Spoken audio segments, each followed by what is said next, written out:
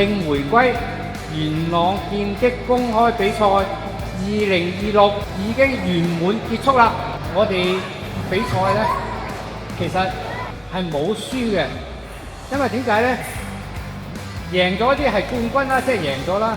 但係輸咗呢，我哋仲有句説話係咩啊？失敗乃是成功之母嘛。咩叫做母呢？即係你唔失敗點會成功呢？所以嚟講，其實無論係贏咗嘅、輸咗嘅，其實都一樣。大家已經係贏咗，贏咗個經驗，同埋贏咗大家喺個互相切磋嗰時，大家付出嘅努力。我希望大家，我哋嘅參賽者繼續努力，繼續前進，唔係同人哋比，係要同自己比。今天嘅我係好過昨天嘅我。